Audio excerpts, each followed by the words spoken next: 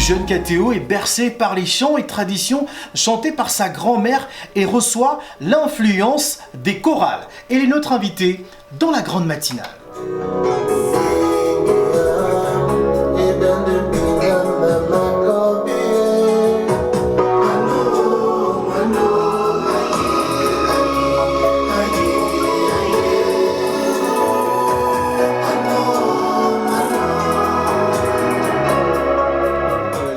Désirent beaucoup plus pour leur progéniture, s'assurent d'un excellent parcours scolaire.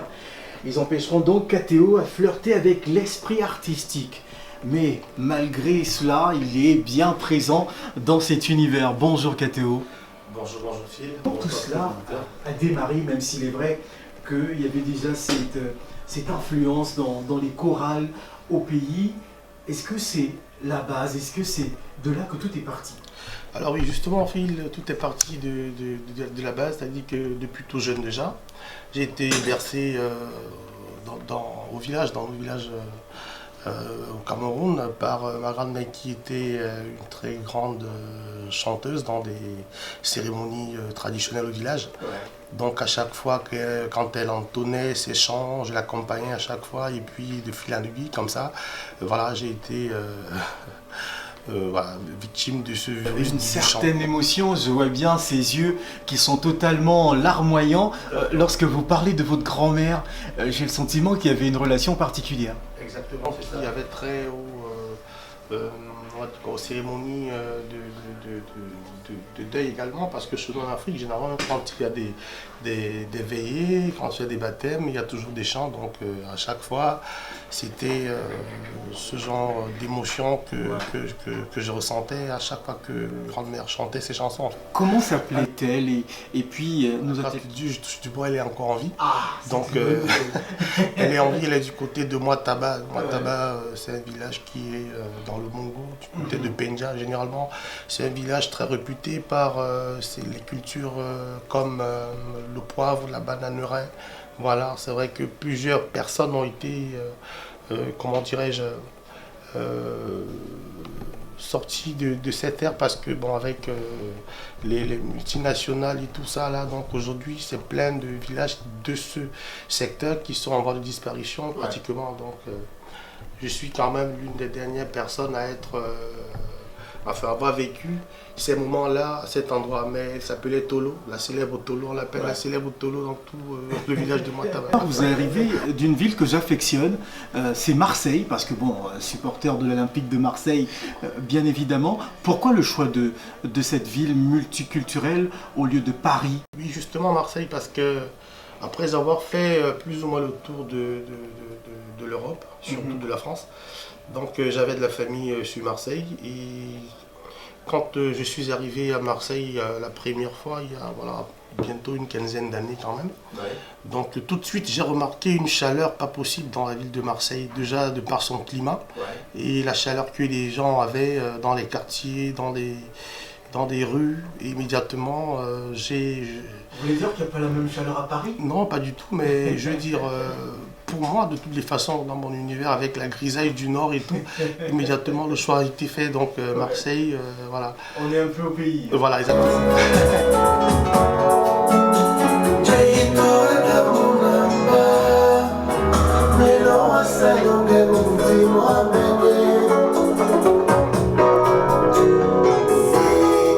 Parle de quoi cette chanson? Alors justement, cette chanson m'a été inspirée par la vie des jeunes immigrés, parce que vous faites sans ignorer que c'est toujours un déchirement quelque part quand on part et que l'on laisse son pays natal. Donc voilà, à force de... Ici, je raconte une histoire de quelqu'un qui m'est très proche, après autant d'efforts qu'il essaye de faire dans sa vie, de s'en sortir, voilà, c'est pas évident. Et puis, en gros, il appelle là-haut à Dieu Tout-Puissant de veiller et de garder son destin entre ses mains. Parce que c'est pas facile, sincèrement, d'avoir une vie d'immigré en Europe en ce moment.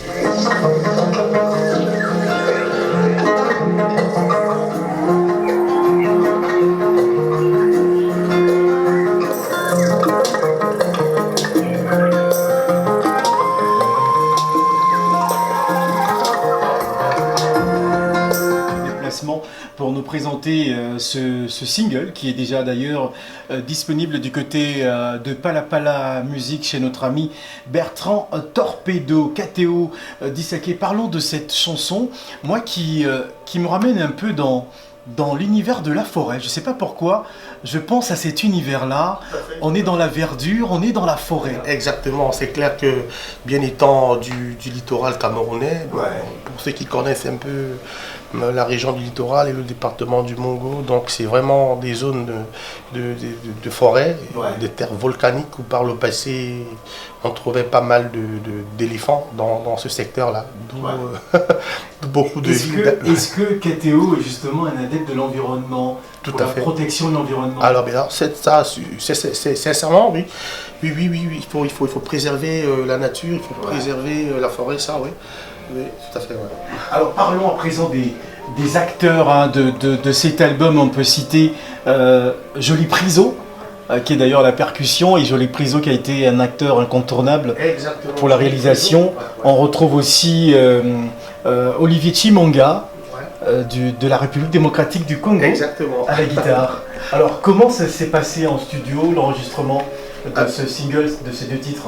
Alors, je pense tout simplement que le mystère s'est opéré tout seul, dans le sens que la plupart des musiciens qui ont participé à l'élaboration de ce single, à chaque fois parce que tout a été concocté d'abord à Marseille chez moi.